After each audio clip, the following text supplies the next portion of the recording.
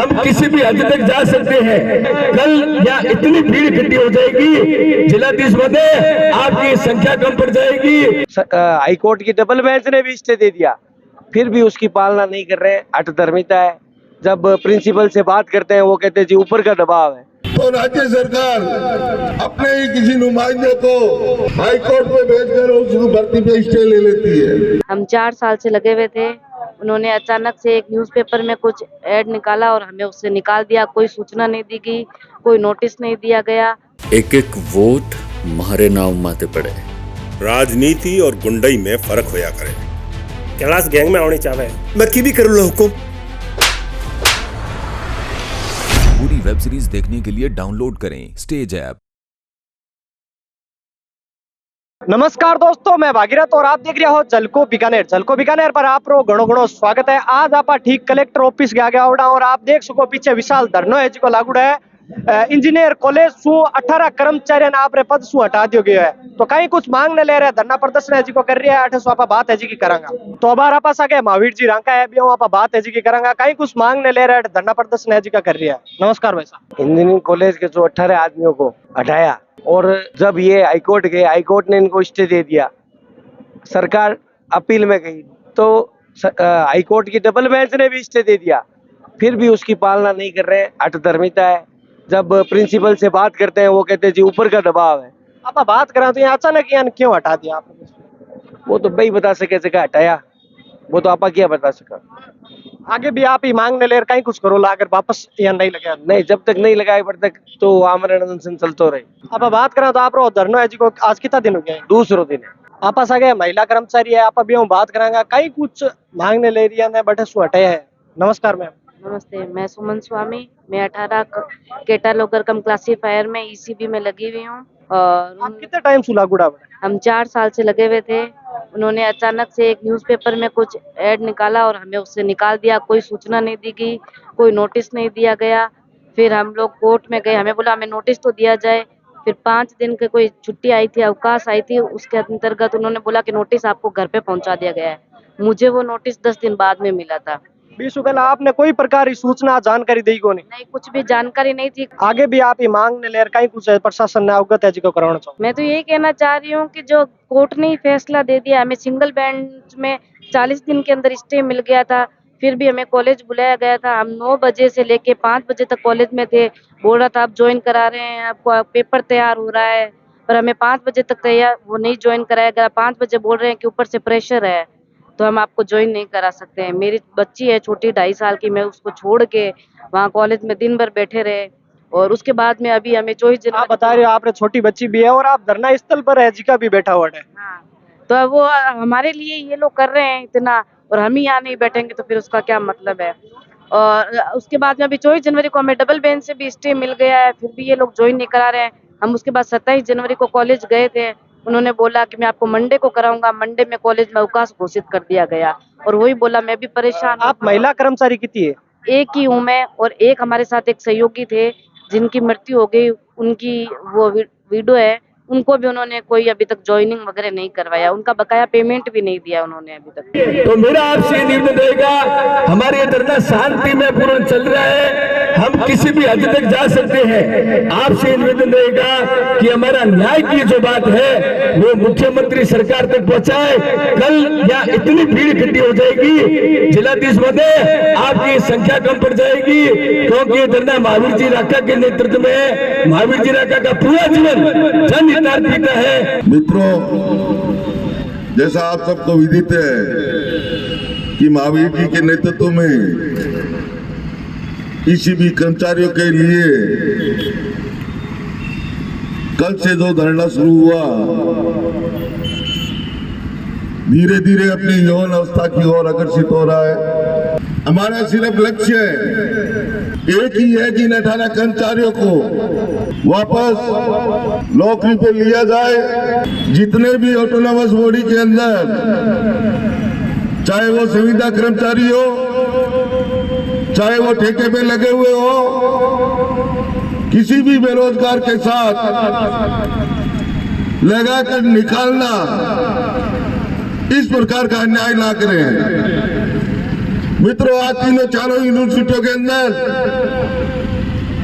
और इन autonomous body के अलावा भी राज्य सरकार के जो विभाग हैं उनमें भी हर विभाग के अंदर संविदा कर्मचारी, रिटायर्ड कर्मचारी अथवा ठेके पे कर्मचारी लिए जा रहे हैं। राज्य सरकार विगत 4 सालों से ना तो इन संविदा कर्मचारियों को रेगुलर कर रही है और ना ही नई भर्ती कर रही है। मित्रों, ये बेरोजगारों के साथ खुला अन्याय है। बेरोजगार बार बार सरकार की तरफ देखता रहता है और जैसे ही उसे पता चलता है अमुक क्षेत्र के अंदर रिक्तियां निकली है, आवेदन लिए जा रहे हैं, बड़ी मुश्किल से इधर उधर से कुछ अपने आर्थिक प्रबंध करने के बाद वो बेरोजगार फार्म भरता है। फार्म भरने के बाद में दूसरी तरफ मैं तो ये कहूंगा राज्य सरकार की तरफ से ये प्राइवेट संचालित कोचिंग सेंटर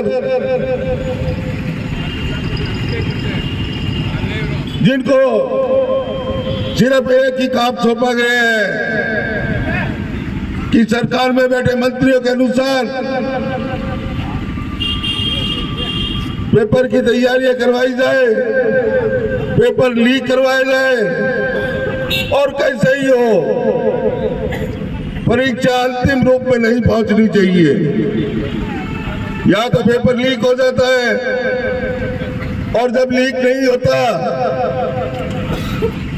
तो राज्य सरकार अपने ही किसी नुमाइंदे को हाईकोर्ट में भेजकर उस भर्ती पे स्टे ले लेती है। ये कब तक चलेगा दोस्तों?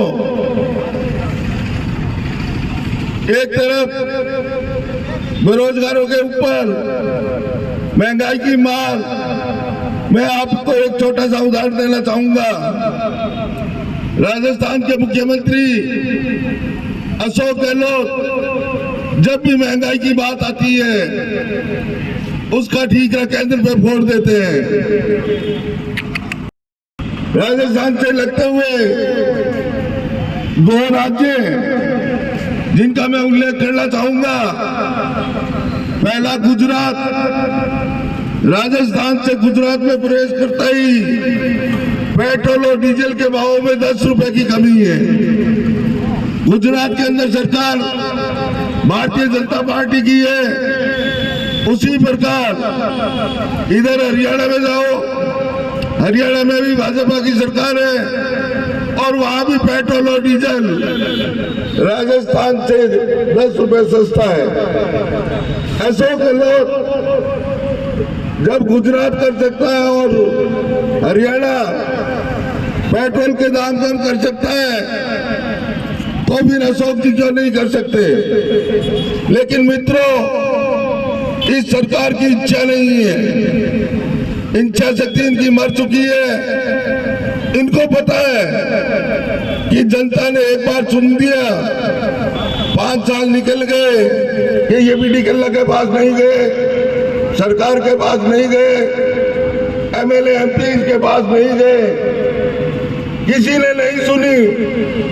तब ये बीड़ा उठाया श्री महावीर जी रंका ने। और मैं विश्वास दिलाता हूँ आप सबके सहयोग से और आप सबके इस प्यार से ये धरना पूर्णतः सफल होगा। और जब तक हमारे ये 18 भाई वापस ज्वाइनिंग नहीं कर लेते तब तक निरंतर ये धरना चलता रहेगा। एक ऐसा भागीरथी काम जो भाई महावीर जी रांका ने आप सबके सहयोग से हाथ में लिया है, जिनकी एक थाली पुरसी हुई थी और उनके बाल बच्चे भोजन कर रहे थे और उसकी थाली को हटा करके किसी दूसरे को उस थाली पे बिठा देना कहां तक उचित है आप जानते हो। बीकानेर के सम्मानित व्यक्ति जिनका राजनीतिक कार्यकाल बहुत ही लंबा है और ऐसा भी कहा जाता है कि वो राजस्थान के मुख्यमंत्री पद के भी दावेदार थे। अगर ऐसे व्यक्ति किसी एक गरीब की पेट पर लात मारते हैं, हाँ ऐसा हो सकता था कि वो कोई 50 आदमी दूसरे लगा सकते थे, लेकिन 20 आदमी को हटा करके और उनकी जगह किसी दूसरे कार्यकर्ता को लगाना, वो बीकानेर के चुने हुए प्रतिनिधि हैं, चुने हुए एमएलए हैं, लगातार उनको बीकानेर की जनता चुन रही है और अपना समझ करके चुन रही है। दूसरों का सहयोग लेने के बजाय उन्होंने दूसरों का जो है वो इस प्रकार से कार्य किया है कि उनके बच्चे आज भूख से संघर्ष करें। आप ये वीडियो के बारे में कई कुछ राय है आप कमेंट बॉक्स में जरूर बताइए। मेरे साथ कैमरामैन गजानंद, मैं भागीरथ और आप देख रहे हो झलको बीकानेर। झलको बीकानेर पर आप रो प्यार ये बनाए रखा और अभी तक आप चैनल है जिसको सब्सक्राइब नहीं करियो तो चैनल भी सब्सक्राइब कर लो और खने जी को बेल प्रेस दिख रही है घंटी भी प्रेस कर लो। आने वाली वीडियो की सूचना आप रखने पहला आ जाए। धन्यवाद, जय हिंद, जय भारत।